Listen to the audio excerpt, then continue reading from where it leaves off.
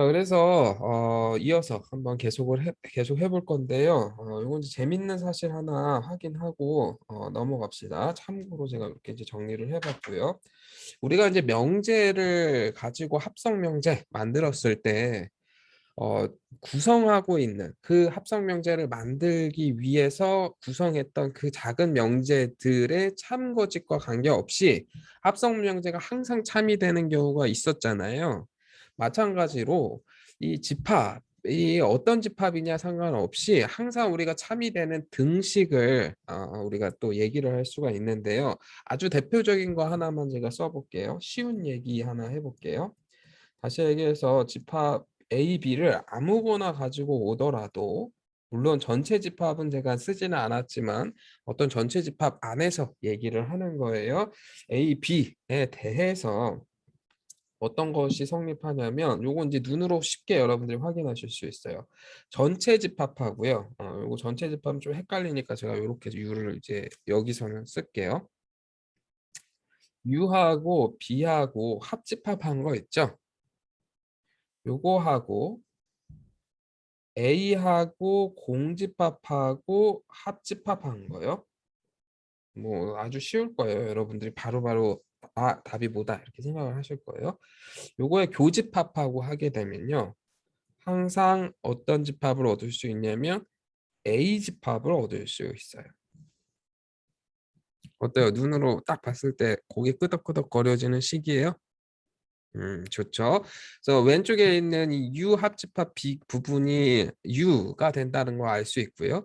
그럼 오른쪽에 있는 U 합집합 공집합은 A가 된다는 걸 알 수 있으니까 U하고 A의 교집합인 A가 된다는 거 아마 여러분들이 바로 아실 수 있을 거예요. 그런데 이제 이 얘기를 하려고 하는 게 아니라 이런 식으로 임의의 집합에 대해서 성립하는 공식이 하나 있을 거 아니에요. 그죠? 우리가 배운 공식들도 다 마찬가지예요. 분배 법칙이라든지 드모르강 법칙이라든지 이런 공식들 있죠. 이렇게 이런 공식들은 모든 집합에 대해서 성립하는 성질이 있는데 이렇게 어떤 모든 집합에 대해서 성립하는 등식이 있을 때 이 등식을 가지고 새로운 등식을 하나 얻어낼 수 있어요. 아주 핵심이 되는 아이디어는 바로 드모르간 법칙인데 한번 같이 얘기를 잘 들어주세요. 자, 봅시다. 임의의 A, B 집합에 대해서 성립을 하는 것이니까요. 제가 요 B 자리, A 자리에다가 다른 집합 써도 성립하는 거 맞죠? 맞아요? 그래서 어떻게 쓸 거냐면 U 합집합, B 자리에는 B의 여집합을 써도 되는 거 맞죠? 괜찮아요? 그리고 A 자리에는 A의 여집합을 써도 성립하는 거 맞아요. 이 자리만 맞춰주면 되거든요. 왜냐하면 임의의 집합에 대해서 성립한다 그랬으니까 이건 그대로 쓸게요. 임의의 집합에 대해서 성립한다 그랬으니까 그 자리만 잘 맞춰서 A 자리, B 자리만 잘 맞춰서 A는 A 여집합으로 B는 B의 여집합으로 바꿔도 등식이 성립한다. 어때요? 괜찮죠? 그래서 이렇게 식을 하나 얻을 수 있는데 이 과정을 계속 반복을 하면 좀 재밌는 결과로 하나 얻을 수 있어요. 자, 어떻게 할 거냐면 요거를 우리가 이제 잘 알고 있는 내용 중에 하나인데요. 집합 X하고 집합 Y가 같다라는 얘기하고 똑같은 얘기는요. 어떻게도 쓸 수 있냐면 여집합하고 여집합이 같다라는 얘기로 설명해도 되는 거 맞죠? 괜찮나요, 여러분들? 여집합의 정의를 잘 생각해 보면 이 두 얘기가 똑같은 얘기다라는 것을 확인할 수 있죠. 자, 그래서 이 식이 어떻게 바뀌냐면 조금 복잡하지만 이렇게 이제 써볼게요. U 합집합, B의 여집합, 교집합, A의 여집합, 합집합, 공집합, 이 전체의 여집합하고 A의 여집합의 여집합 이렇게 이제 바뀌어요. 그래서 양변에다가 이렇게 여집합을 취해도 성립한다라는 걸 확인할 수 있어요. 모양이 복잡한데 이제 왜 이렇게 되나 싶을 건데요. 일단은 조금 더 지켜봅시다. 그래서 요 여집합을 이제 정리를 할 건데 요걸 이제 정리하는 규칙이 바로 이제 드모르강 법칙을 여기서 이제 적용을 하는 거거든요. 그래서 드모르강 법칙을 여기서 이제 적용을 한번 해봅시다. 그러면 어떻게 되냐면 요건 이제 복잡하지만 이만큼 여러분들이 한 덩어리로 볼 수 있으면 좋겠고요. 이만큼 한 덩어리로 볼 수 있으면 좋겠어요. 그러면 두 집합의 교집합의 여집합이니까 어떤 식으로 표현할 수 있냐면 U 합집합 B의 여집합의 여집합. 합집합으로 바뀌죠. 드모르간 법칙 여러분들 앞에서 잠깐 언급을 했어요. A의 여집합, 합집합, 공집합의 여집합 이렇게 이제 바뀌겠네요. 그리고 이제 수업 시간에 언급은 하지 않았지만 사실 우리가 조건 명제 수준에서는 얘기를 했어요. 부정의 부정은 다시 원래 명제가 된다라고 했었잖아요. 그 사실을 이용하면 A의 여집합의 여집합은 A가 된다라는 것도 아마 여러분들이 아시겠죠? 이렇게 이제 설명할 수가 있어요.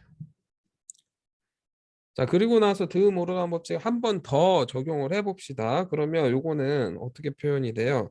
U의 여집합, 교집합, B의 여집합의 여집합 이렇게 이제 바뀌고요. 합집합, 여기는 A의 여집합의 여집합, 교집합, 공집합의 여집합 이렇게 이제 바뀌게 되죠.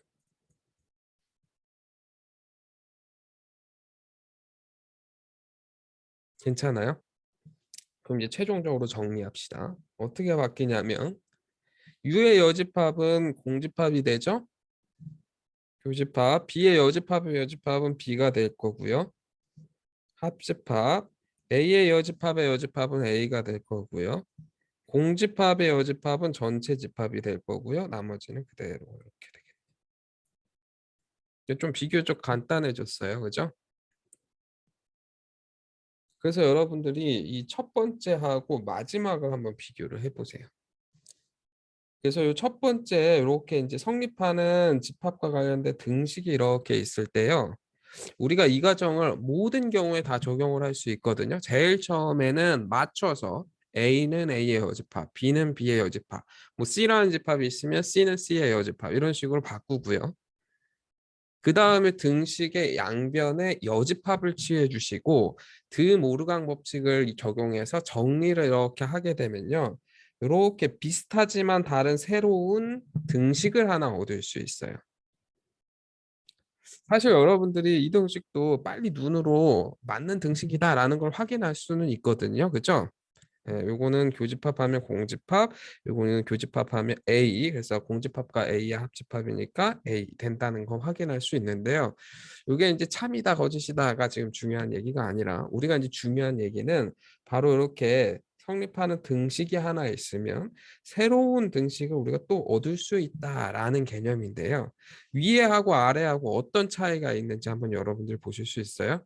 위에하고 아래하고 보면 A하고 B는 바뀌지 않았거든요. 그죠? A하고 B는 그 자체 그대로 있고요. 어떻게 바뀌었나요? 전체 집합이 뭘로 바뀌었어요? 전체 집합 자리가 공집합으로 바뀌었어요. 공집합으로 바뀌었고요. 공집합이 전체 집합으로 바뀌었고요. 또 바뀐 거 보여요, 여러분들? 뭐가 바뀌었어요?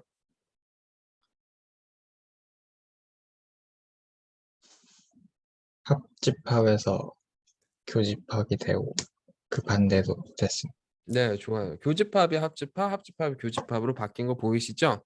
그래서 실제로 여러분들이 어떤 등식이 딱 있을 때 그 등식을 가지고 새로운 등식을 하나 만들 수 있는데 항상 그렇게 할 수 있는데 그 만드는 규칙은 전체 집합과 공집합을 서로 바꿔주시고요. 그리고 교집합과 합집합을 서로 바꿔주시면 돼요. 요거 이제 헷갈리니까 이거 쓸게요. 요거는 전체 집합 U가 아니라 합집합 기호예요. 그래서 이렇게 바꾸면 새로운 등식을 하나 얻을 수 있고요. 이게 이제 굉장히 자주 쓰이는 또 전략 중에 하나이기 때문에 요거를 조금 어려운 말이기는 하지만 서로 관련이 된다. 서로를 나타내는 쌍이라는 표현하고요. 역시 마찬가지 서로를 나타내는 대자를 써서 쌍대 식이다라고 표현을 하기도 해요. 영어로는 이렇게 하나 이게 쌍을 뜻하는 둘을 뜻하는 이제 dual이라는 단어를 쓰고요. 그래서 아주 대표적으로 여러분들이 잘 알고 있는 것 중에 하나는 이런 거예요. 뭐 여러분들이 너무 쉽게 알 수 있는 거 교집합과 전체 집합 합합하면 A가 된다라는 거 있죠. 요거를 이제 쌍대 식으로 바꾸면 어떻게 되겠어요? A는 그대로 써주시고 합집합은 공집합으로, 교집합은 합집합으로 이렇게 이제 바꿔주시면 돼요. 사실은 요거 두 개는 완전히 별개의 얘기가 아니라 굉장히 둘이 밀접한 관련이 있는 그런 이제 등식이다라고 보시면 돼요. 그래서 실제로 여러분들이 어떠한 집합과 관련된 등식을 또 증명할 때 내가 그 등식을 그대로 증명해도 되지만 그 등식에 뭘 가지고 증명을 해도 된다는 얘기예요. 쌍대식을 가지고 증명을 해도 된다는 거예요. 괜찮나요? 하나만 더 볼까요? 쌍대식. 뭐 대표적으로 아까 얘기한 분배 법칙 있죠?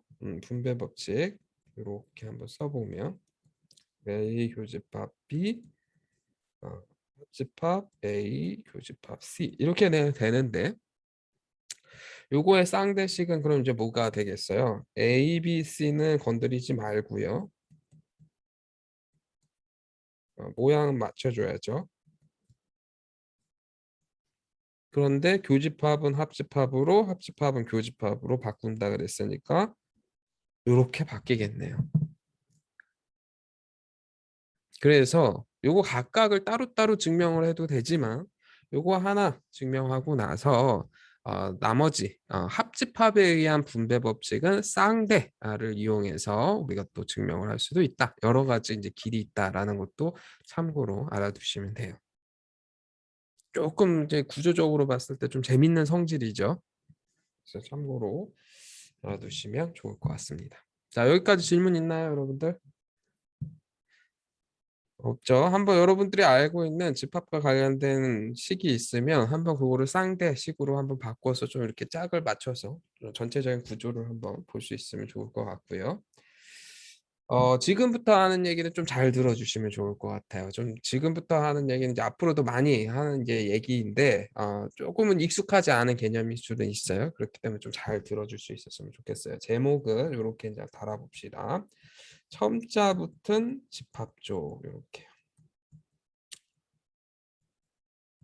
조금 낯선 단어들이 보이죠? 네, 한번 같이 구체적인 예를 통해서 먼저 볼게요. 뭐냐면요. 집합을 여러 개 동시에 얘기를 하고 싶거든요.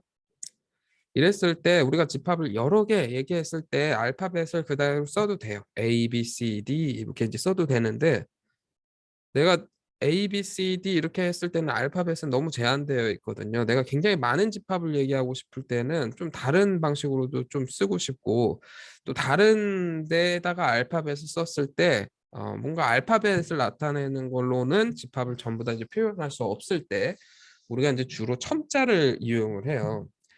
나중에도 계속 강조를 하겠지만 사실은 수학에서 여러분들 기호를 잘 만들려면 첨자를 굉장히 잘 활용을 하셔야 되거든요. 자, 그래서 예를 들어서 이런 거예요. 이런 거는 여러분들이 봤을 건데요. A 알파벳에다가 이렇게 아래 첨자로 1 이렇게 이제 쓰기도 하거든요. 그래서 제가 집합을 이렇게 이제 정의를 하나 해볼게요. 1과 10으로 이루어진 집합. 그 다음에 이제 B를 쓰는 게 아니라 A 이렇게 이제 쓰고요. 여기다가 아래 첨자로 2 이렇게 이제 쓰는 거예요. 그러면 A1하고는 뭔가 다른 어떤 대상 이렇게 이제 여러분들이 생각을 해주시면 되겠죠. 요거는 뭐 2, 4, 6, 8 이렇게 한번 써볼까요?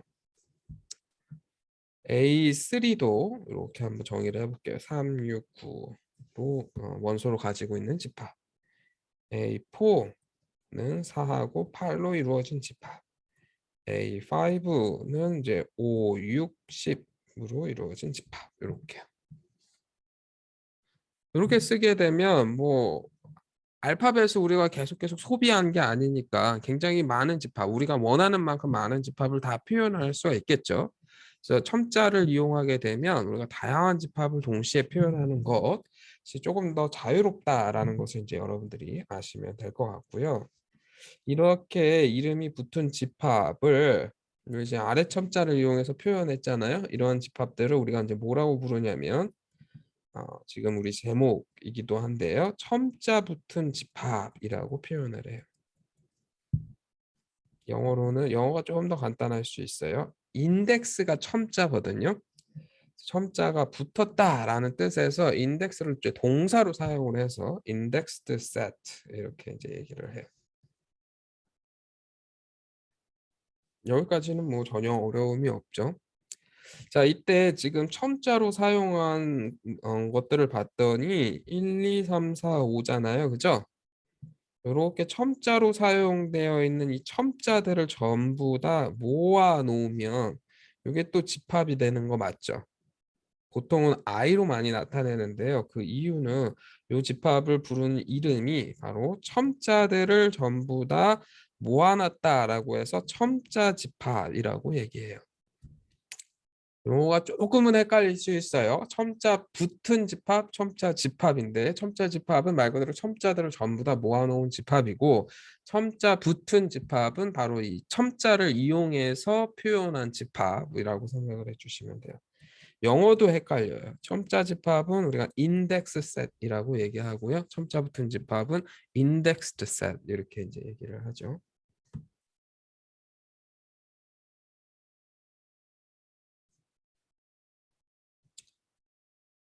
자, 이랬을 때 또 어떤 얘기를 할 수 있냐면 이렇게 이제 첨자를 붙인 집합들 있죠. 첨자 붙은 집합들 지금 5개를 제가 집합을 정의를 했는데 이렇게 이제 집합들을 모아서 또 다른 집합들의 집합을 구성할 수가 있어요.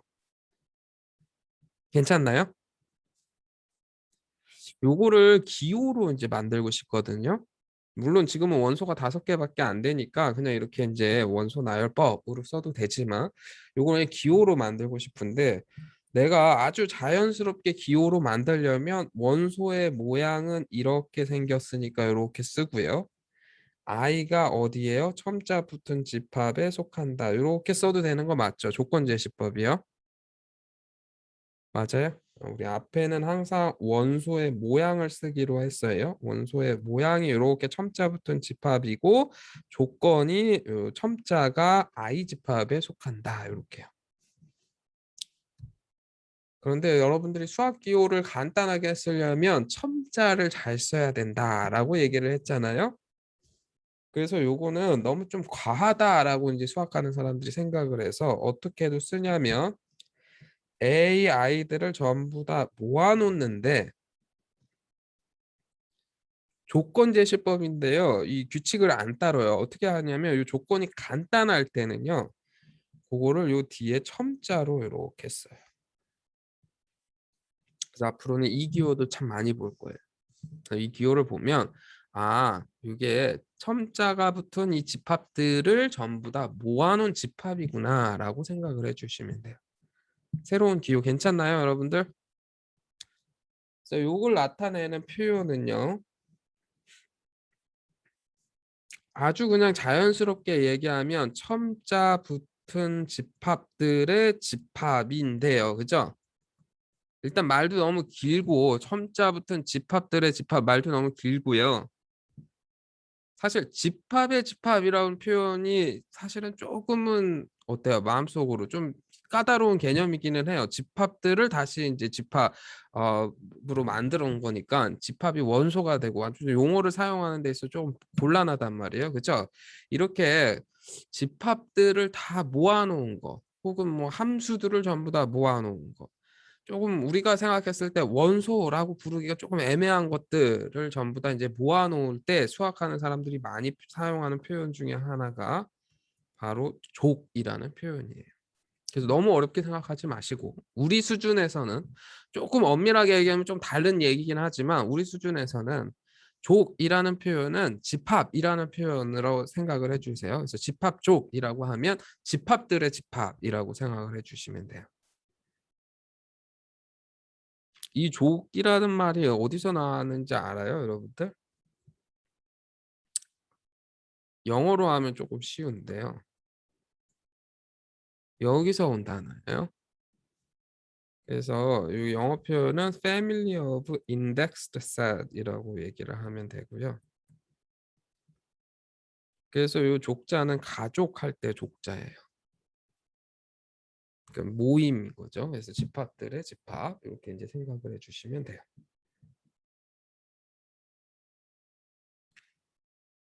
지금은 제가 이제 여러분들에게 구체적인 예를 보여주기 위해서 집합을 5개만 이렇게 딱 썼지만 사실은 이 첨자 붙은 집합 쪽은요. 이 첨자 집합이 무한 집합일 때 그 위력을 발휘하거든요. 첨자 집합이 예를 들어서 자연수 집합이다. 그러면 A1, A2, A3, A4 해서 무수히 많은 집합을 동시에 표현하는 데 굉장히 효과적이에요. 구체적으로 한번 예를 볼까요? 이렇게 한번 써볼게요. BN이라는 집합을 어떻게 정의를 할 거냐면 x들을 전부 다 모아오는데 x는 이제 숫자로서 0과 n분의 1 사이에 있는 숫자다. 이렇게 한번 세볼게요. 이때 n은 자연수, 다시 해서 첨자는 자연수 집합의 원소. 이렇게 이제 보면 돼요. 그러면 저는 지금 식을 하나만 이렇게 딱 썼지만 사실은 우리에게 무수히 많은 집합이 지금 있는 거예요. 어때요? n이 1일 때는 뭘 얻을 수 있냐면 B1이라는 집합을 얻고요. 요거는 어떻게 쓸 수 있어요? 0과 1 사이에 있는 실수 전체의 집합이 되는 거죠. 우리가 이렇게도 쓰는 거 알아요, 여러분들? 이 실수에서 이 구간을 닫힌 구간으로 이렇게도 쓰죠? 괜찮나요? 요것만 있는 게 아니라 n이 2가 되면 B2라는 집합을 얻을 수 있고요. B2라는 집합은 이렇게 0과 2분의 1 사이에 있는 실수. n이 3일 때는 B3 집합, 0과 3분의 1 사이에 있는 이 집합. 그래서 쭉 해서 무수히 많은 집합을 동시에 얻어낸 거예요. 동시에 표현.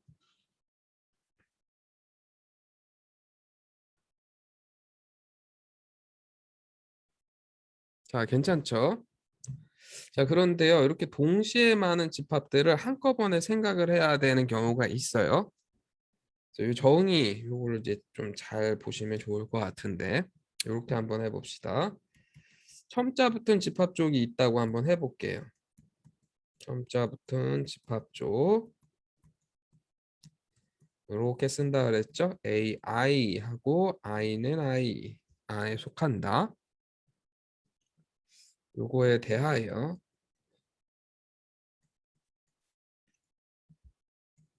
다음과 같이 정의한다. 이렇게 써볼게요.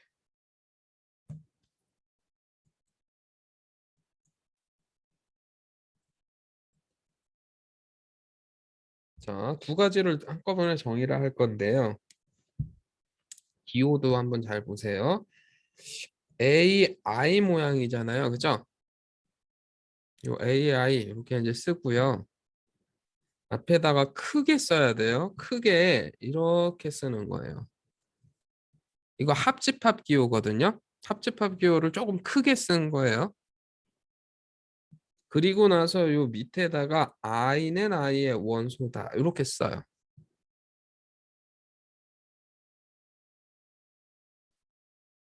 그럼 이건 이제 무슨 뜻이냐면 직관적으로는 AI 집합들이 되게 많잖아요, 지금. 그죠? 첨자 붙은 집합들을 다 합집합해라 라는 뜻이 되는 거예요.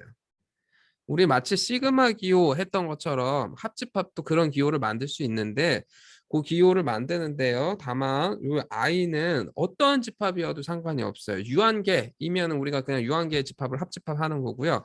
무수히 많은 집합을 다 합집합해라 라는 뜻이 되는데 그러면 좀 무수히 많은 집합을 합집합하는 게 여러분들이 좀 직관적으로 잘 안 와닿을 수가 있거든요. 그래서 좀 형식적으로 정의를 할게요. 여기에는 어떤 원소들이 속하게 되냐면 X라는 원소가 속하는데요. 자, 한번 같이 만들어 봅시다. 여러분들 합집합하면 어떤 느낌이에요? 합집합에는 어떤 원소가 있어야 돼요? 구성하고 있는 집합들을 다 합집합해라. 그러면요.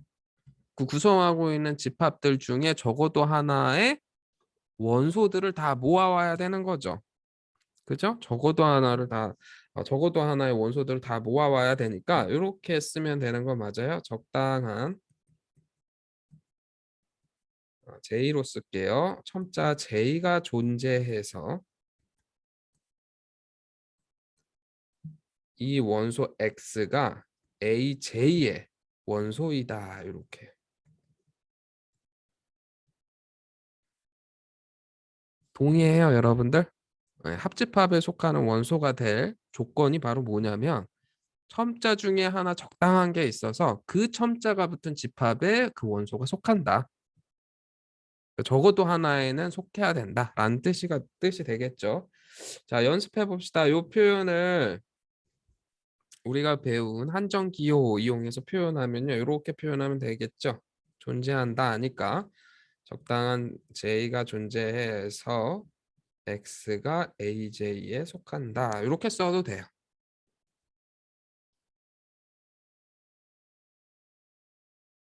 우리가 앞에서 합집합은 두 집합의 합집합을 정의를 한 거고요. 지금은 첨자 붙은 집합 조가 한꺼번에 합집합하는 거를 약속을 하는 거예요. 자, 요것도 이제 참고로 알아두세요. 저는 수업 시간에 잘 안 쓸 건데요. 생각보다 많이 쓰는 기호거든요. 그래서 똑같은 기호인데 한번 맛을 볼 필요는 있을 것 같아요. 625를 저는 좋아하는데 실제로 어떤 문서를 작성하는 데 있어서는 그러니까 이게 편집을 하는 사람들은 별로 좋아하지는 않는 기호예요. 이게 글자가 크잖아요. 그죠? 그래서 공간을 많이 차지하기 때문에 실제로 이제 편집하는 사람들은 별로 좋아하는 기호가 아니라서 어, 그런 사람들이 이제 주로 쓰는 기호는요. 이렇게도 많이 써요. 이 합집합이니까 U는 쓰는데 작게 U를 쓰는 거예요. 그 합집합 기호를 쓰는 건데 우리가 그냥 A 합집합 B 쓸 때 그 사이즈에 그냥 이 기호를 그대로 쓰고요. AI들을 합집합하는 거니까 이렇게 써요. 그리고 앞에서 얘기했던 첨자 붙은 집합 쪽을 이렇게도 쓰잖아요. 그죠? 예, 그 첨자 붙은 집합 쪽을 그냥 오른쪽에다가 이렇게 써요.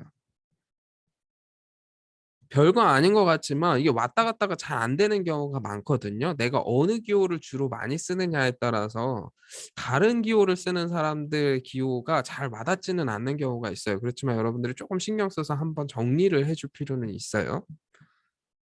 그렇지만 우리 수업 시간에는 제가 지금 쓴 큰 유니언 기호를 저는 쓰겠습니다.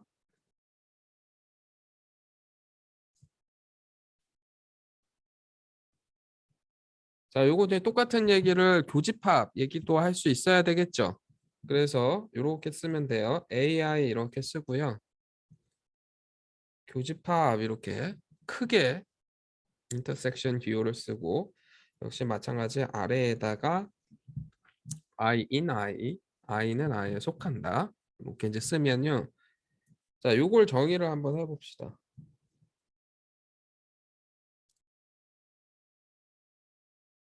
교집합 하면 여러분들 어떤 느낌이에요? 교집합에 속해야 되면 어떻게 돼야 돼요? 구성하고 있는 모든 집합의 원소여야지 교집합의 원소가 될 자격이 있는 거죠. 네, 그러니까 어떻게 쓰면 돼요? 이렇게 쓰면 되겠죠. 모든 i에 대하여 이 원소는 AI의 원소여야지 원소가 될 자격이 있다. 이렇게 쓰면 되겠죠. 그럼 역시 마찬가지 요거 연습해 보면 한정기호 연습하면 모든 i에 대하여 x는 ai의 원소이다. 이렇게 표현하면 되겠죠.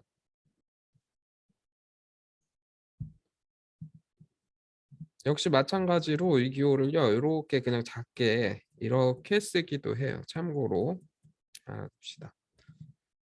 이게 이제 편집자들이 좋아하는 기호인 동시에 과거에는 여러분들 믿기지 않겠지만 이렇게 이제 우리가 컴퓨터로 이렇게 문서를 작성해서 프린트하는 형식으로 책을 만들지는 않았어요. 들어봤어요? 타작이라고 들어봤어요? 네, 이렇게 타닥타닥 쳐가지고 바로바로 이제 찍으면 글자가 찍혀지는 그런 형태거든요. 그런 형태에서는 아무래도 이렇게 이제 큰 기호를 사용하는 게 조금 부담스러워요. 그 위치를 맞추는 게 우리가 지금은 뭐 엔터를 치고 스페이스 바를 막 누르면서 위치를 딱 맞추겠지만 그리고 좀 실수를 하면 다시 이제 지우기도 하고 되돌려서 이제 옮기지만 이 타자기는 한번 치면은 찍히고 거기서 끝나거든요. 그래서 위치를 막 조정하거나 그런 게 힘들어서 예전에 사실은 많이 사용했던 기호니까 참고로 알아두시면 되겠습니다. 자, 이제 구체적인 예를 한번 볼 건데요. 쉬운 예는 안 해도 괜찮겠죠? 예컨대 이렇게 제가 첨자 집합을 5개짜리만 가지고 요거를 합집합해라, 교집합해라 이런 거는 안 해도 괜찮죠, 여러분들? 네, 조금 어려운 얘기로 합시다. 자, 한번 대답해 보세요. 제가 아까 했던 대로 bn을 그대로 정의를 해볼게요. bn을요 이렇게 정의를 해봅시다. 0과 n분의 1 사이에 있는 실수들을 전부 다 모아볼게요. 첨자는 자연수입니다. 자, 이랬을 때 첫 번째 질문이요. bn 이 집합을 전부 다 합집합해 보세요. 두 번째 질문이요. bn 이 집합을 전부 다 교집합하며 어떤 원소들이 있을까요? 자, 한번 대답해 봅시다. 첫 번째, 합집합하면 어떻게 되겠어요? 어떤 원소들이 있을까요?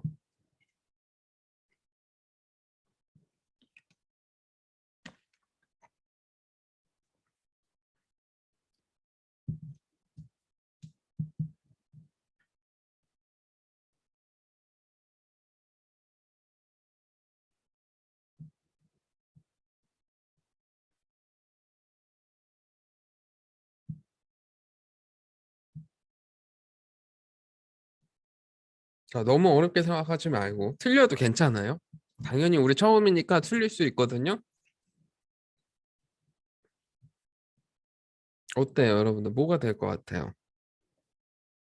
첫 번째, 이 첨자 붙은 집합 쪽에 합집합이 어떻게 될까요?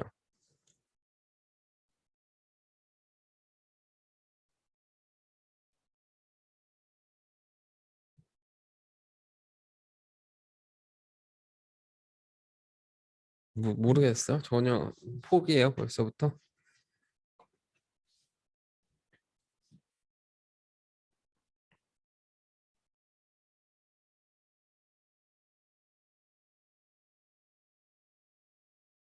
우리가 어쨌든 새로운 개념을 배웠기 때문에 여러분들이 잘 안 되면 어떻게 해요? 정의로 돌아가야 돼요. 그죠?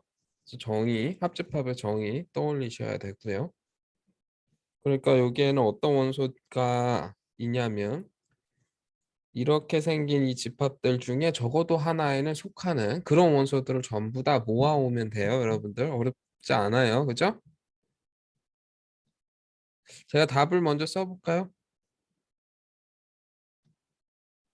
이렇게 되는데요. 맞아요. 생각했던 거예요? 네, 왜 얘기 안 해요? 어렵지 않죠? 아주 쉬워요. 사실은 이 얘기는 정의만 잘 기억하면 되죠. 그래서 B1은 0부터 1까지 여기 이제 속하는 이제 숫자들을 전부 다 모아온 거고 B2는 0부터 2분의 1까지, B3는 0부터 3분의 1까지, B4는 0부터 4분의 1까지 이렇게 이제 돼 있는 건데 지금 이 구조가 굉장히 좀 재밌는 구조거든요. 왜냐하면 전에 있는 게 그 다음 거를 다 포함하고 있어요. 사실은. 그죠? 맞아요? 그렇기 때문에 요 어떤 이 0부터 1 사이에 어떤 숫자를 가지고 오더라도 이미 이 첫 번째 집합 안에 다 포함돼요. 그죠? 그러니까 일단은 이 0부터 1까지에 속하는 이 실수는 당연히 합집합의 원소가 될 자격이 있는 거예요. 첫 번째 집합에 속하니까. 그죠? 근데 0과 1 사이에 속하지 않는 어떤 숫자를 가지고 오더라도 어때요? B1, B2, B3 다 포함하지 않게 되겠죠. 맞아요? 네, 그렇기 때문에 나머지 실수는 이 집합의 원소가 될 수 없어요. 그래서 정확하게 0과 1 사이에 있는 숫자들만이 이 합집합의 원소가 돼야 된다라고 결론을 내릴 수가 있겠죠. 요거는 쉬웠어요. 조금 여러분들이 생각을 하셔야 되는 문제는 바로 2번인데요. 2번 어때요, 여러분들?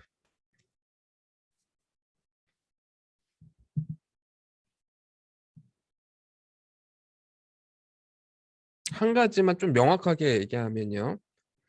여러분들이 극한처럼 생각을 하시면 안 돼요.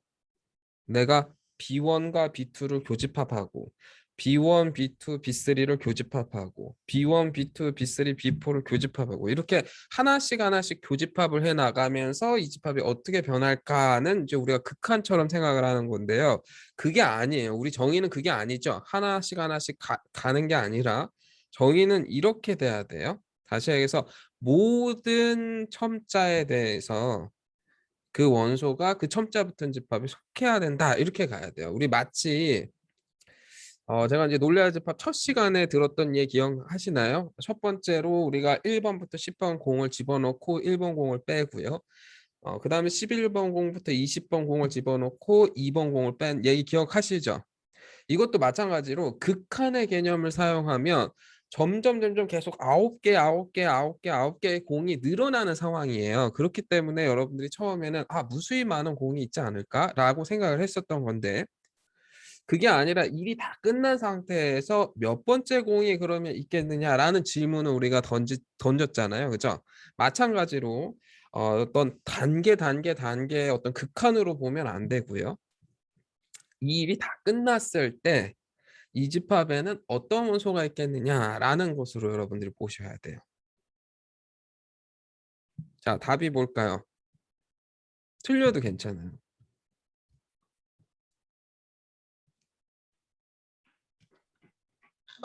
0? 하나로만 이루어진 집합을 얘기하는 거죠?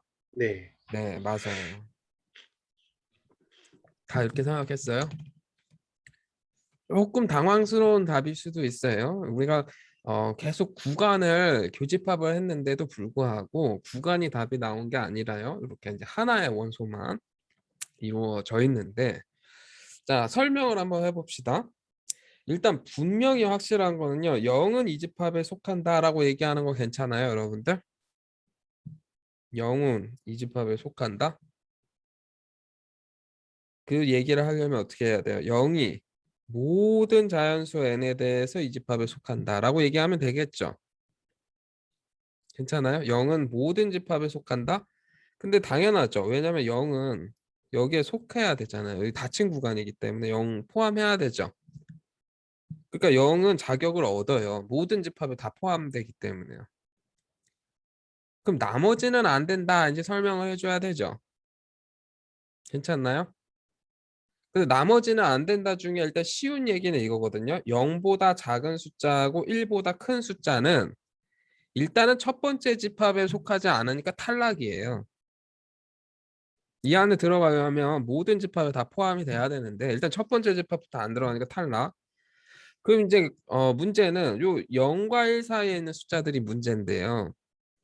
0과 1 사이 중에서 0은 우리가 얘기를 했으니까 빼면 아무 숫자나 여러분들이 선택을 해보세요. 0과 1 사이에 있는 아무 숫자나 선택을 하면 어쨌든 이 숫자보다는 작아지는 n분의 1 꼴의 숫자가 있겠죠. 맞아요? 우리가 n분의 1은 2분의 1, 3분의 1, 4분의 1, 5분의 1, 6분의 1 이렇게 하다 보면 이거는 우리가 원하는 만큼 굉장히 작은 숫자로 만들 수가 있어요. 그죠? 그렇기 때문에 0과 1 사이에 있는 양수를 여러분들이 아무거나 선택을 하더라도 그 숫자보다 작아지는 n분의 1을 찾을 수가 있고요. 그죠? 그러면 그 말은 무슨 얘기예요? 요 n번째 집합에는 이 여러분들이 정한 그 실수가 속하지 않게 되니까 원소가 될 자격을 잃는 거예요. 괜찮아요? 그러니까 0 빼고는 그 어떤 실수도 이 교집합에는 속하지 않는다라고 얘기할 수 있는 거예요. 괜찮아요, 여러분들? 조금 다른 거 한번 해볼까요? 비슷한 거? 이걸로 한번 해봅시다. 이번에는 제가 이제 C로 써볼게요. 마이너스 n부터 n까지 한번 해봅시다. 그러면 이게 이제 이렇게 되는데 이제는 여러분들 얘기할 수 있겠죠? 먼저 합집합 한번 해보시고요. 그 다음에 교집합 한번 해보세요. 참고로 요거는 교집합이 좀 더 쉽고요. 이게 조금 더 어려워요.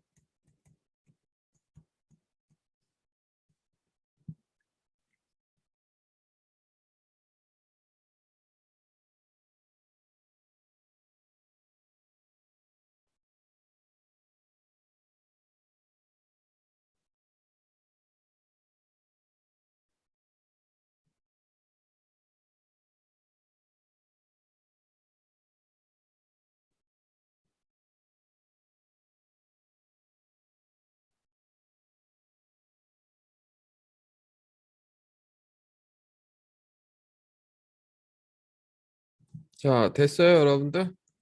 2번부터 할까요? 교집합 어떻게 되나요?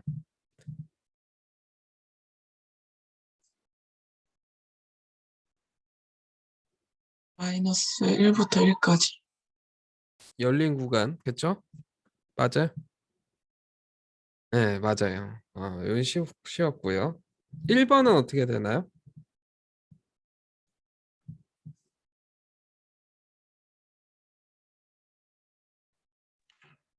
마이너스 1과 1 구간 제외한 나머지. 마이너스 1과 1 구간 제외한 나머지면 이렇게 쓰면 돼요. 맞아요? 이거 의미하는 거 맞아요?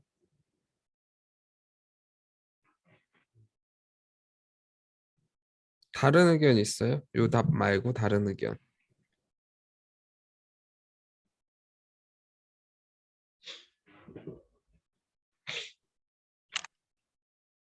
다 이렇게 생각해요?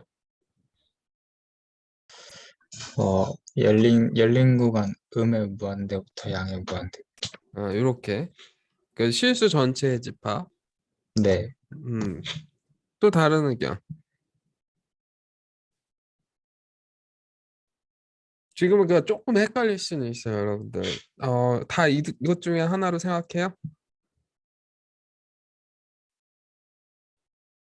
자, 같이 봅시다.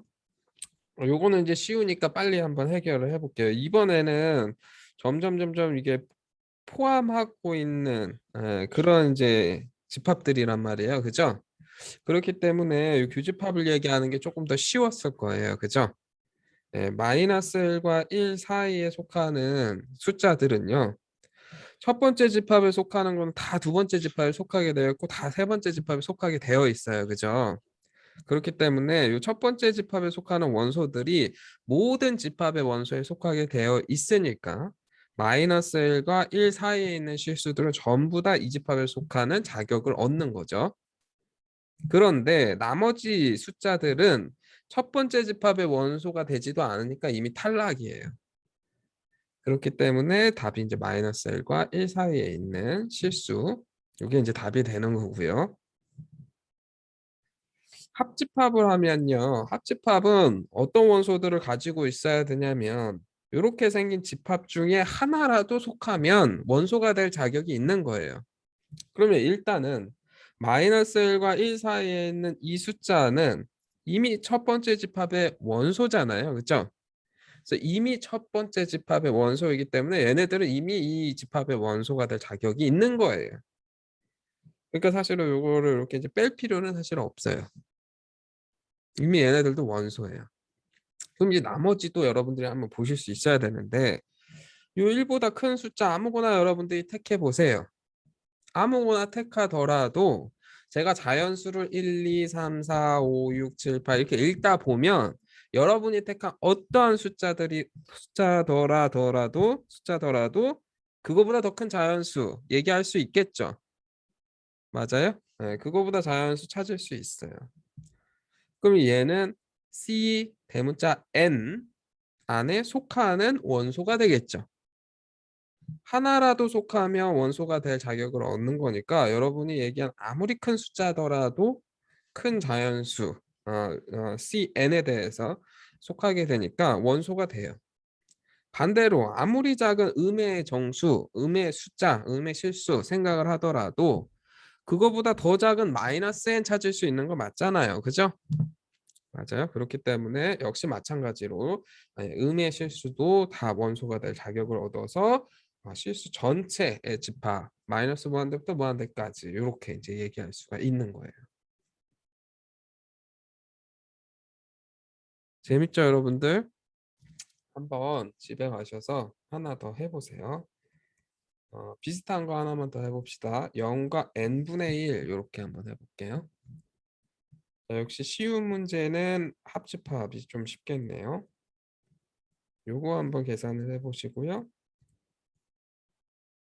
요거 어떤지 계산을 해보시고요.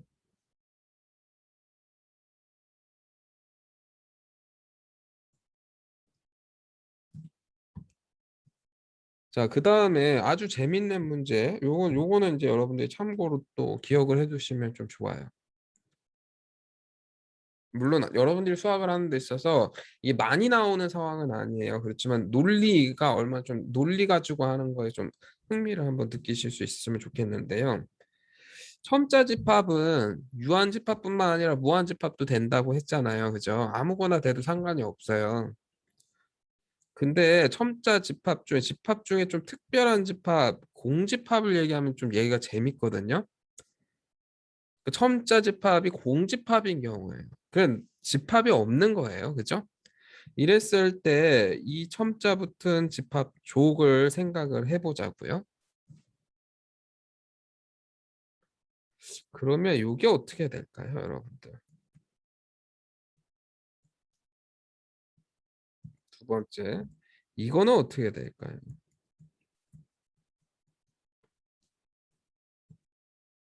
그러니까 직관적으로 얘기하면 아무것도 합집합하지 않은 거하고 아무것도 교집합하지 않은 거는 뭐가 될까? 이거거든요. 이제 순전히 우리가 배운 정의를 바탕으로 여러분들이 논리를 펼쳐주시면 돼요. 첫 번째는 뭐가 될 것 같아요?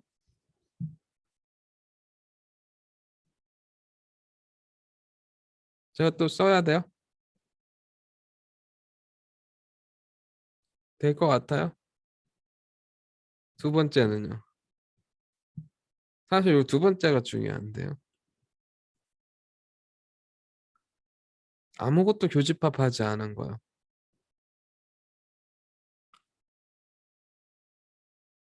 이렇게 될 것 같아요? 이건 아닌 것 같아요? 이건 아닌 것 같아요? 이건 아니에요?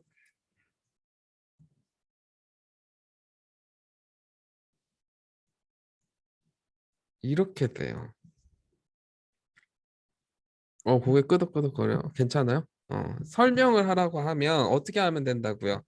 여기에 속하는 원소들은 아까 정의가 뭐였어요?